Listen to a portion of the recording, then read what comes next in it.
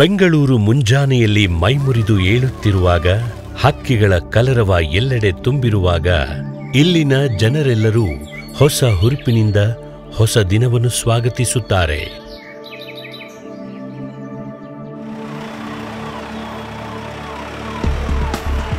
ಆದರೆ ನಿಧಾನಕ್ಕೆ ರಸ್ತೆಯಲ್ಲಿ ವಾಹನ ದಟ್ಟಣೆ ಹೆಚ್ಚಲಾರಂಭಿಸುತ್ತದೆ. ಹೊಗೆ, ಧಗೆ, ಶಬ್ದ ಮಾಲಿನ್ಯಗಳು ಅಸಾಧ್ಯ ಮಟ್ಟಕ್ಕೆ ಏರುತ್ತವೆ. ಈ ದಿನ ಎಂದು ಕೊನೆಯಾಗುವುದೋ ಎಂದು ಕಾಯುವಂತಾಗುತ್ತದೆ.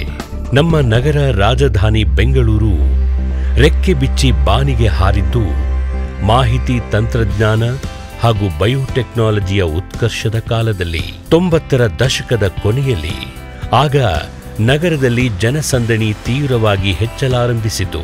ಹೀಗಾಗಿ ನಗರದ ರಸ್ತೆಗಳ ಮೇಲಿನ ಒತ್ತಡವೂ ಹೆಚ್ಚಿತು. ವಾಹನ ದಟ್ಟಣೆ, ಪಾರ್ಕಿಂಗ್ ಸಮಸ್ಯೆಗಳು ನಗರದ ಹೆಸರಿಗೆ ಕಳಂಕ ತರಲಾರಂಭಿಸಿತ್ತು. ಇದಕ್ಕಾಗಿ ನಮ್ಮ ಮೆಟ್ರೋವನ್ನು ನಮ್ಮ ನಗರಕ್ಕೆ ತರಲು 2006ರಲ್ಲಿ ಕೇಂದ್ರ ಹಾಗೂ ರಾಜ್ಯ ಸರ್ಕಾರಗಳ ಸಹಭಾಗಿತ್ವದ ಕಂಪನಿ ಬೆಂಗಳೂರು ಮೆಟ್ರೋ ರೈಲು ನಿಗಮ ನಿಯಮಿತ BMRCಯನ್ನು ಸ್ಥಾಪಿಸಲಾಯಿತು.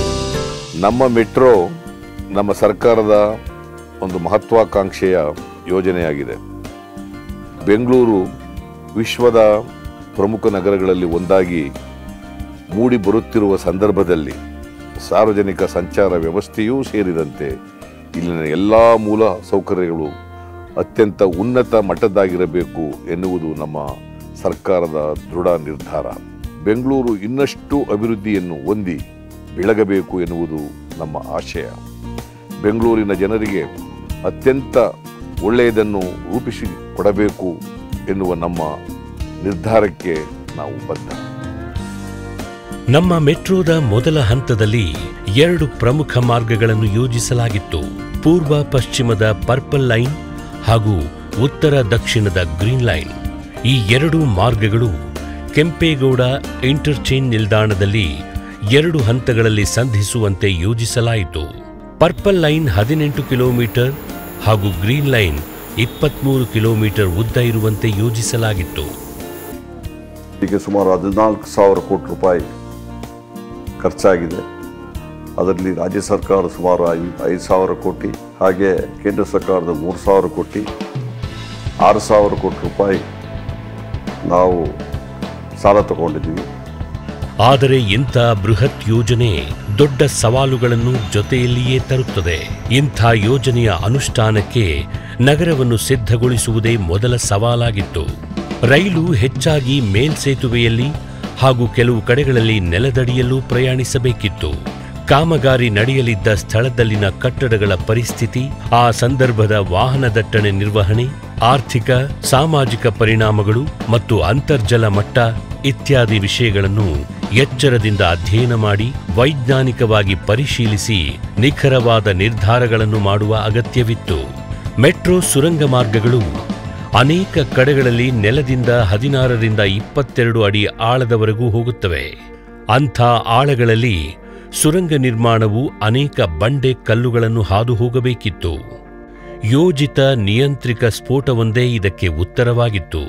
ಡೆಕ್ಕನ್ ಪ್ಲಾಟೋ ಮೇಲೆ ಇರತಕ್ಕಂಥ ನಮ್ಮ ನಗರದಲ್ಲಿ ಈ ತುಂಬ ಗಟ್ಟಿವಾದ ಕಲ್ಲುಗಳ ಮುಖಾಂತರ ಸುರಂಗವನ್ನು ಕೊರೆಯುವುದು ನಮಗೆ ಅತಿ ದೊಡ್ಡ ಸವಾಲಾಗಿತ್ತು.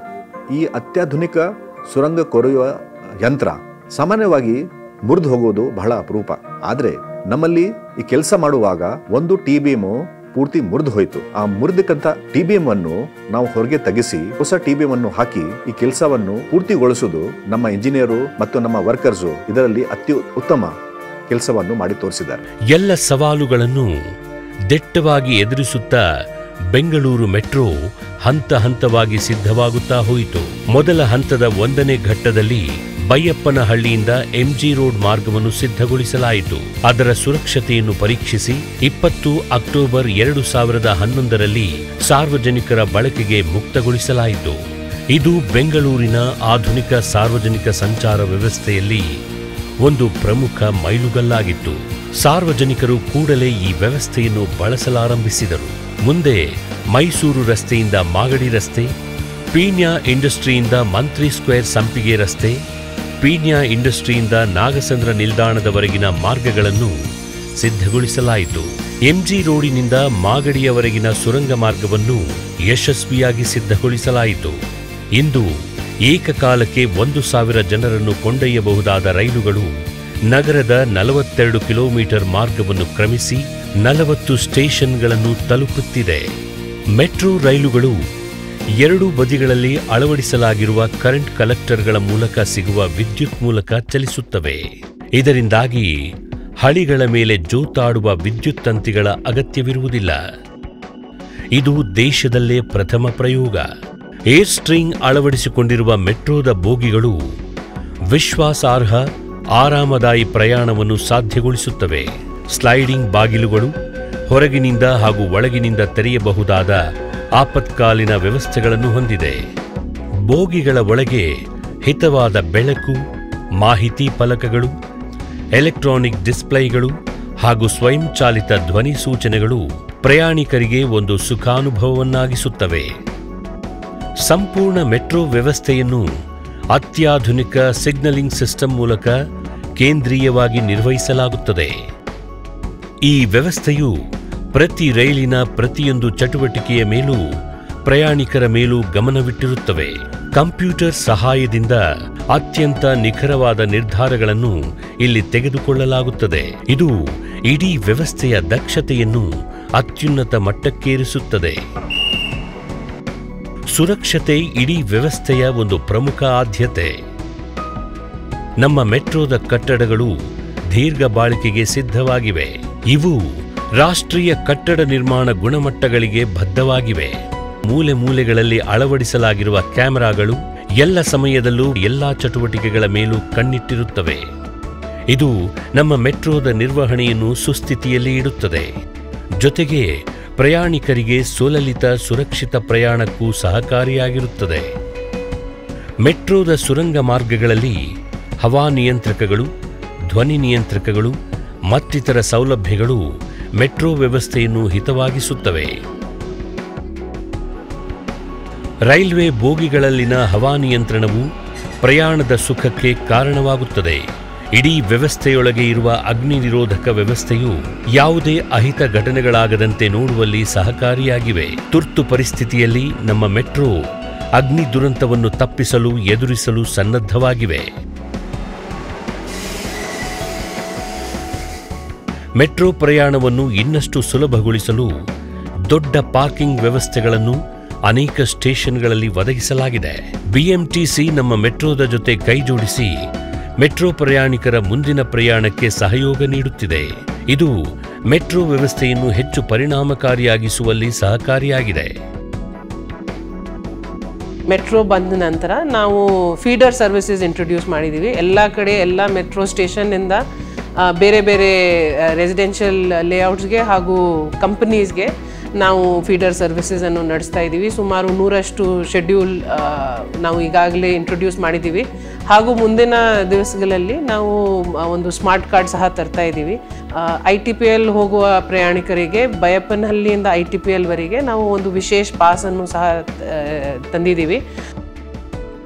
ಈ ದೈತ್ಯ ಕಾಮಗಾರಿ ಅತ್ಯಾಧುನಿಕ ನಿರ್ವಹಣಾ ವ್ಯವಸ್ಥೆ ಹಾಗೂ ಅಪಾರ ನಿರ್ವಹಣಾ ವೆಚ್ಚವಿದ್ದರೂ ಮೆಟ್ರೋ ಪರಿಣಾಮಕಾರಿಯಾಗಲು ಸುಲಭ ದರದ ಪ್ರಯಾಣ ವ್ಯವಸ್ಥೆ ಆಗಬೇಕಿತ್ತು.